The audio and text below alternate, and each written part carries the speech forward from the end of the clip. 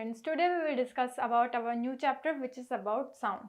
तो बच्चों जब हम साउंड के बारे में बात करते हैं तो हम बोलते हैं कि sound is a form of energy. पर क्या समझ आता है कि हाँ कुछ आवाज़ें आती हैं हमें कान में सुनाई देती है तो वो हो गया साउंड, या फिर कई अलग अलग तरह की साउंड्स होती है जैसे कि हॉर्न की साउंड अलग होती है, या फिर अगर मैं किसी ग्लास से स्पून को हिट कर रही हूँ तो उसकी साउंड अलग होती है। मतलब अलग अलग तरह की साउंड होती है। पर सवाल अब ये आता है कि साउंड आती कैसे है, मतलब साउंड प्रोड्यूस कैसे होती है। अगर हम साउंड के बारे में बात करते हैं तो साउंड प्रोड्यूस कैसे होती है, ठीक है। तो सबसे पहले हम बात करते हैं साउंड के बारे में कि साउंड होती क्या है। तो बच्चों sound is nothing but sound is a form of energy which produces the sensation of hearing in our ears. मतलब कि साउंड एक एनर्जी का फॉर्म है जिसकी वजह से हम सुन पाते हैं, या फिर जो सेंसेशन प्रोड्यूस करती है हमारे कानों में सुनने के लिए, मतलब कि हमें सुनाई देता है, तो उसे हमने क्या बोल दिया, हमने उसे साउंड का नाम दे दिया। अलग अलग तरह की साउंड्स होती है ये भी हमें पता है, लेकिन अब सवाल ये आता है कि साउंड प्रोड्यूस कैसे होती है या फिर साउंड आती कैसे है। तो हम कुछ एक्टिविटीज के थ्रू ये डिस्कस करते हैं। तो सबसे पहले हमने क्या करा, हमने एक रबर बैंड लिया और हमने उसको कुछ इस तरीके से स्ट्रेच किया, ठीक है। जब हमने रबर बैंड को कुछ इस तरीके से स्ट्रेच किया और हमने उसे प्लग करके छोड़ दिया तो क्या हुआ, वो वाइब्रेट करने लगा। और वाइब्रेट करने लगा तो इसका ये मतलब हुआ कि वो जब तक वाइब्रेट करेगा तब तक उसमें से साउंड आएगी, कुछ साउंड प्रोड्यूस होगी। लेकिन जैसे ही वो वाइब्रेट करना बंद होगा तो वो साउंड नहीं आएगी।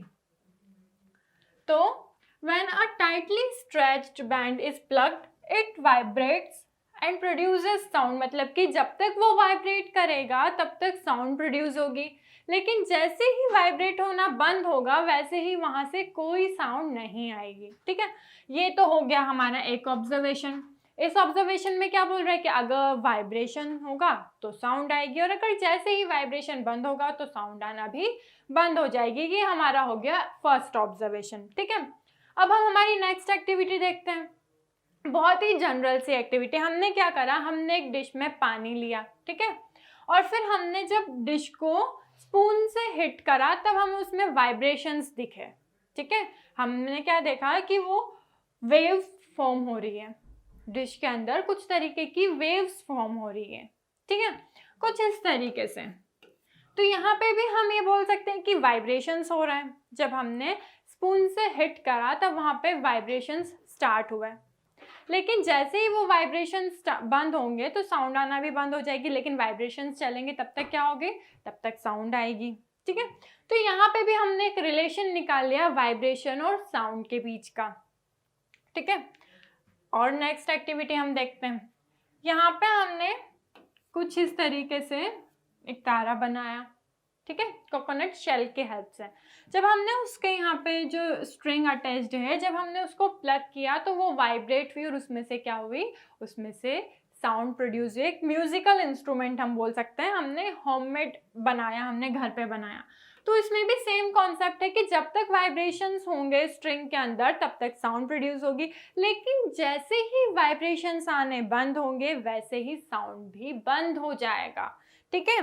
ये कुछ एक्टिविटीज हैं। और भी हम जल तरंग का एग्जांपल ले लो। हमने क्या लिया, हमने कुछ ग्लासेस लिए और उनमें डिफरेंट लेवल्स के ऊपर हमने वाटर फिल करा कुछ इस तरीके से, ठीक है। और फिर हमने क्या करा, हमने पेंसिल या फिर स्केल की हेल्प से जब हम उसे हिट कर रहे हैं अलग अलग ग्लासेस को कंटिन्यूअसली तो डिफरेंट साउंड्स प्रोड्यूस हो रहे हैं, ठीक है। क्योंकि पानी जो था वो डिफरेंट लेवल्स पे भरा हुआ था तो वाइब्रेशंस भी डिफरेंट प्रोड्यूस होंगे, और डिफरेंट वाइब्रेशंस प्रोड्यूस होंगे तो इसका मतलब क्या हुआ, साउंड भी डिफरेंट प्रोड्यूस होगा, ठीक है। मतलब कि कभी ज़्यादा कभी कम, फिर कुछ अलग, मतलब डिफरेंट डिफरेंट साउंड प्रोड्यूस होगा।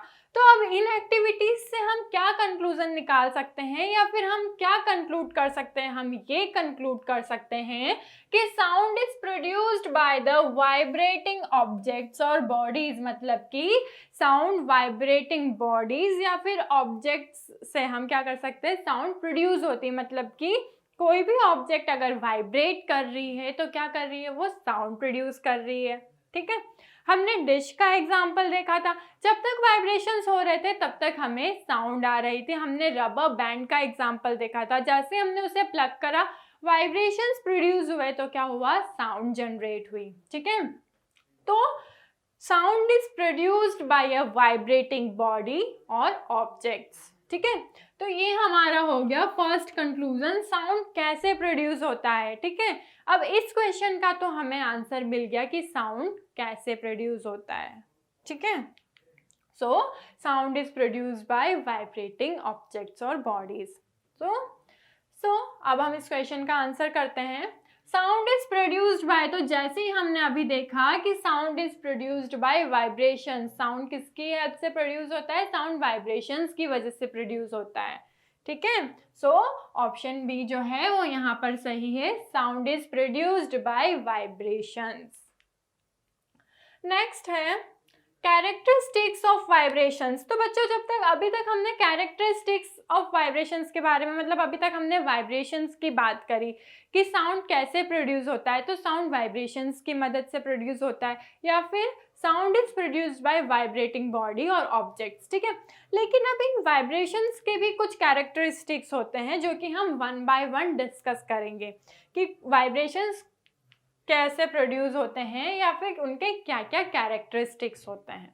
ठीक है, so vibration we can produce slower vibrations which are also called oscillations. जो स्लोअर वाइब्रेशंस होते हैं उन्हें हम ऑसिलेशंस भी बोलते हैं। जो स्लोअर वाइब्रेशंस होते हैं उन्हें क्या बोलते हैं, उन्हें ऑसिलेशन बोलते हैं। By an arrangement called simple pendulum, मतलब कि हम स्लोअर वाइब्रेशंस जो हैं वो सिंपल पेंडुलम की हेल्प से प्रोड्यूस कर सकते हैं। ये एक अरेंजमेंट है जिसे हमने सिंपल पेंडुलम का नाम दे दिया। लेकिन जब हम सिंपल पेंडुलम के बारे में बात करते हैं तो ये किस तरह का अरेंजमेंट है या फिर हमें नहीं पता कि ये किस तरह का अरेंजमेंट है, तो हम उसके बारे में अब क्या करेंगे, डिस्कस करेंगे। तो जब हम सिंपल पेंडुलम के बारे में बात करते हैं तो हमने क्या करा, हमने एक बॉब को एक स्ट्रिंग से कुछ इस तरीके से हैंग कर दिया। ठीक है, और फिर हमने क्या करा, उस बॉब को एक हल्का सा पुश किया। ठीक है, हल्का सा पुश करने की वजह से क्या हुआ, वो कुछ इस तरीके से मूव करने लगा। ठीक है, कुछ इस तरीके से वो मूव करने लगा या फिर उसका जो मोशन है वो कुछ इस तरीके से, जब हमने उसे एक हल्का सा पुश दिया तब।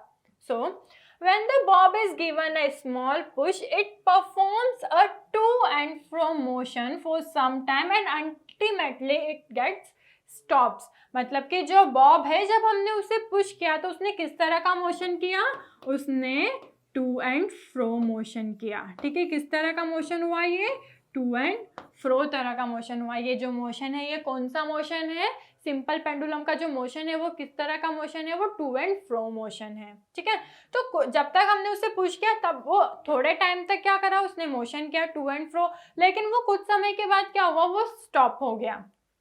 ठीक है, the position when the Bob stop is called mean position. और जहाँ पे जो बॉब है वो स्टॉप होगा वो पोजिशन कौन सी होगी, वो मीन पोजिशन होगी। ठीक है, या फिर इक्विलिब्रियम पोजीशन होगी, या तो हम उसे मीन पोजीशन बोलेंगे या फिर उसे हम इक्विलिब्रियम पोजीशन बोलेंगे। मतलब कि मूव कर रहा है और फिर अल्टीमेटली वो एक जगह पर या फिर एक पोजीशन पे जाके वो क्या हो जाता है, स्टॉप हो जाता है। और वो जिस पोजीशन पे जाके स्टॉप होता है बॉब, वो पोजीशन हमारी होती है मीन पोजीशन या फिर इक्विलिब्रियम पोजीशन। और जो मोशन होता है हमारे सिंपल पेंडुलम का वो क्या होता है, वो टू एंड फ्रो मोशन होता है। ठीक है, तो अब आपके दिमाग में आया होगा कि हम सिंपल पेंडुलम की बात क्यों कर रहे हैं, हमें तो कैरेक्टरिस्टिक्स ऑफ वाइब्रेशन के बारे में बात करना था। तो हम सिंपल पेंडुलम की हेल्प से हम वाइब्रेशन के कैरेक्टरिस्टिक्स को डिस्कस करेंगे। अब एक तो हमारा हो गया सिंपल पेंडुलम का अरेंजमेंट, एक हमने वॉच देखी होगी पेंडुलम वाली वॉल क्लॉक, या फिर इस तरह से जो वॉचेस होती हैं उनमें भी पेंडुलम होता है। ठीक है, उसमें भी एक बॉब रहता है जो कि कुछ इस तरीके से मूव करता है, जो हमें हर आवर के बाद में इंडिकेशन देता है या फिर साउंड प्रोड्यूस करता है। ठीक है, वाइब्रेशंस की हेल्प से। तो एक ये भी एग्जांपल हो गया सिंपल पेंडुलम। अगर ऐसा है कि नहीं आ पा रहा है तो फिर एक वॉच का भी एग्जांपल हम ले सकते हैं जिसमें हम सिंपल पेंडुलम भी देख सकते हैं। नेक्स्ट कैरेक्टरिस्टिक्स है एम्पलीट्यूड, एम्पलीट्यूड के बारे में हम बात करेंगे. So the maximum displacement of the Bob from the mean position during oscillation is called amplitude. मतलब कि जो मैक्सिमम डिस्प्लेसमेंट हुआ बॉब का मीन पोजीशन से, वो क्या हो जाएगा, वो हमारा हो जाएगा एम्पलीट्यूड. जैसे कि यहाँ से अगर यहाँ तक का हुआ है उसका डिस्प्लेसमेंट फ्रॉम ए, तो यहाँ से यहाँ तक जो होगा वो उसका हो जाएगा एम्पलीट्यूड. अगर मैक्सिमम डिस्प्लेसमेंट हुआ है तो ये क्या हो जाएगा, ये हो जाएगा amplitude. So in the case of simple pendulum as shown in figure the amplitude is A B और ए सी. मतलब कि अगर यहाँ से यहाँ तक हुआ, इसको हम बी नाम दे देते हैं, तो जो मैक्सिमम डिस्प्लेसमेंट होगा वो या तो ए से बी तक का होगा या फिर वो ए से सी पोजीशन तक का होगा. और जो मैक्सिमम डिस्प्लेसमेंट होगा बॉब का वो हमारा हो जाएगा एम्पलीट्यूड. ठीक है. सो अब नेक्स्ट कैरेक्टरिस्टिक्स है हमारा फ्रीक्वेंसी. अभी तक हमने एम्पलीट्यूड के बारे में बात करी थी कि मैक्सिमम डिस्प्लेसमेंट बॉब का जो है उसे हमने एम्पलीट्यूड का बोल दिया था. लेकिन जब हम फ्रीक्वेंसी की बात कर रहे हैं तो frequency is the number of oscillations produced by a vibrating body in 1 second.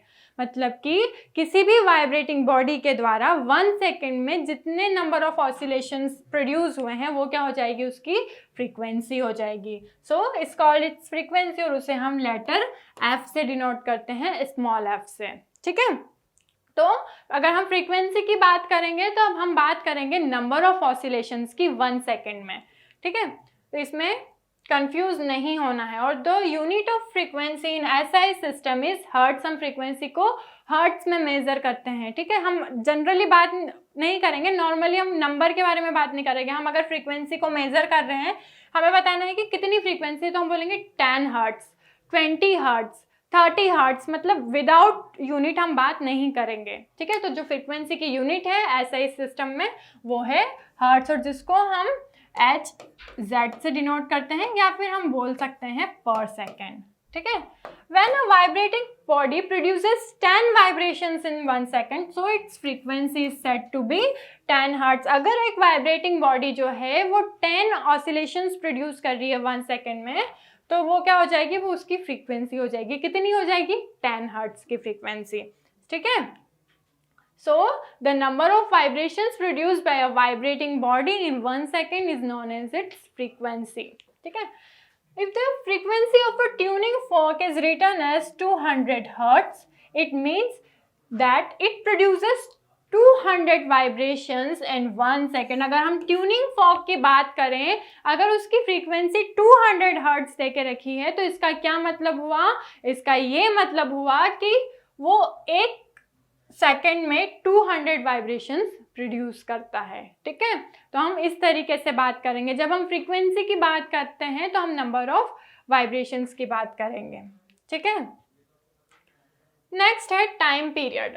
Time period के बारे में जब हम बात करते हैं तो हम बोलेंगे कि जब एक बॉब जो है जो 1 पोजीशन से लेके तो नेक्स्ट पोजीशन तक, मतलब सेम पोजीशन पे रिटर्न आ जाता है, मतलब उसका एक कंप्लीट पाथ हो जाता है, और कितने टाइम में वो कंप्लीट अपना पाथ को कंप्लीट करता है, तो वो क्या हो जाएगा, वो उसका टाइम पीरियड हो जाएगा. So when a bob moves from 1 position and returns to the same position, मतलब कि वो कुछ इस तरीके से मूव कर रहा है लेकिन वो वापस से रिटर्न आ रहा है उसकी सेम पोजीशन पे, मतलब कि उसका पाथ जो है वो कंप्लीट कर रहा है. पहले वो आया, ठीक है, और उसके बाद में वो क्या हुआ, सेम पाथ पर रिटर्न हो गया. Such that it repeats the motion and it is said to complete one oscillation. और इसको हम क्या बोल देंगे कि उसने एक ऑसिलेशन कंप्लीट हो गया है या फिर कंप्लीट कर लिया है. So the time taken by a vibrating body to complete 1 oscillation is called the time period. मतलब कि 1 ऑसिलेशन को कंप्लीट करने में, 1 ऑसिलेशन मतलब कि ए से बी और then again return to the same path, complete करने में उसको जितना समय लगा वो क्या हो जाएगा, उसका टाइम पीरियड हो जाएगा. ठीक है. So the time taken by a vibrating body to complete 1 oscillation is called its time period. मतलब कि जितना टाइम उसको एक ऑसिलेशन को कंप्लीट करने में लगा है वो हो जाएगा उसका टाइम पीरियड. ठीक है. Time period is denoted by letter T. जैसे कि हमने फ्रीक्वेंसी को स्मॉल एफ से डिनोट करा था, वैसे ही हम टाइम पीरियड को डिनोट करेंगे कैपिटल टी से, और उसे हम मेजर करेंगे एस में, क्योंकि टाइम की यूनिट क्या है, seconds. If f is the frequency and t is the time period, then f vibrations are complete in 1 second. So one vibration is completed in 1 by f second. One vibrations कितने में complete होगा, one vibrations जो होगा 1 by f second में complete होगा, जहाँ पे जो f है वो है हमारी frequency। क्या है यहाँ पे f जो है, वो है हमारी frequency। ठीक है, one vibration is completed in 1 by f second, and we know that the time taken to complete one vibration is its time period। मतलब कि one vibration को complete करने में जितना समय लग रहा है वो क्या हो जाएगा, वो हमारा time period हो जाएगा। इसका मतलब B से A या फिर return to the same path आने में उसे जितना समय लग रहा है वो क्या हो जाएगा, वो टाइम पीरियड हो जाएगा। ठीक है, हम इसमें भी देख सकते हैं ये, और जो मैक्सिमम डिस्प्लेसमेंट होगा वो हमारा हो जाएगा एम्पलीट्यूड। ठीक है, सो टाइम पीरियड को हम कैसे मेजर कर सकते हैं, टाइम पीरियड को हम 1 बाय एफ से भी निकाल सकते हैं, मतलब कि 1 अपॉन फ्रीक्वेंसी। ठीक है, अगर फॉर एग्जांपल हमें फ्रीक्वेंसी दी हुई 200 हर्ट्ज, ठीक है, और हमें निकालना है टाइम पीरियड। ठीक है, तो हम क्या करेंगे, time period which is equals to 1 upon f, so which is equals to 1 upon 200। जो भी आएगा आंसर वो क्या हो जाएगा, वो हमारा आ जाएगा टाइम पीरियड। ठीक है, तो हम कुछ इस तरीके से इसका यूज कर सकते हैं, कुछ इस तरीके से हम टाइम पीरियड निकाल सकते हैं। So the question is, one complete motion of the body is called one vibration.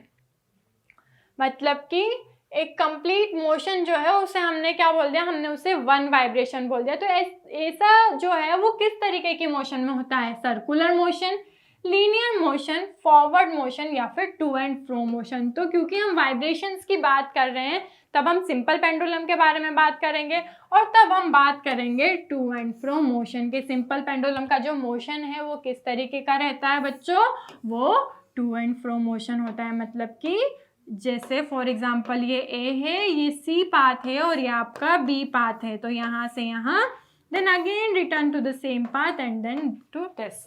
ठीक है, तो जो मोशन होगा वो किस तरीके का मोशन होगा, वो टू एंड फ्रो मोशन होगा। ठीक है, नेक्स्ट है, the time taken by a vibrating body to complete one vibration is called its frequency, amplitude, time period या फिर वाइब्रेशन। तो जब हम टाइम की बात कर रहे हैं कि किसी पर्टिकुलर बॉडी को एक पर्टिकुलर पाथ कवर करने में जितना टाइम लग रहा है, जैसे कि ए से बी या फिर बी से ए आने में वन कंप्लीट ऑसिलेशन में कितना टाइम लग रहा है, तो उसे हम क्या बोलते हैं, उसे हम टाइम पीरियड बोलते हैं। ठीक है, तो यहाँ पे ऑप्शन सी जो है वो हमारा सही है, which is time period. Next है, the sound from a mosquito is produced when it vibrate its wings at an average rate of 500 vibrations. अब हमें यहाँ पे वाइब्रेशंस दिए हुए हैं per second. What is the time period of the vibrations? तो जब हमें पता है कि यहाँ पे वाइब्रेशंस दिए हुए हैं पर सेकेंड में, टाइम पीरियड हमारा क्या होता है, time period which is equals to 1 upon frequency. ठीक है, सो 1 अपॉन 500। तो इसको हम जब भी सॉल्व करेंगे तो हमारा क्या आ जाएगा, टाइम पीरियड आ जाएगा। ठीक है,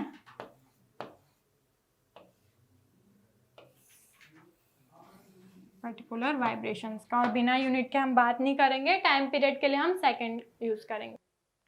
so the question is, the frequency of a given sound is 1.5 kilohertz, how many vibration is it completing in 1 second? तो सबसे पहले तो हमें क्वेश्चन में क्या दिया हुआ है, हमें क्वेश्चन में दी हुई है फ्रीक्वेंसी, कितनी दी हुई है, हमें फ्रीक्वेंसी दी हुई है 1.5 किलोहर्ट्ज की। ठीक है, और हमसे क्या पूछा गया है क्वेश्चन में, हमसे पूछा गया हुआ है कि नंबर ऑफ वाइब्रेशंस कितने होंगे। ठीक है, तो हम क्या करेंगे, सबसे पहले तो हम इसे हर्ट्ज में कन्वर्ट करेंगे। सो 1.5 kilo hertz which is equals to 1.5 into 1000। ठीक है, ये कितना आ जाएगा 1500 हर्ट्ज।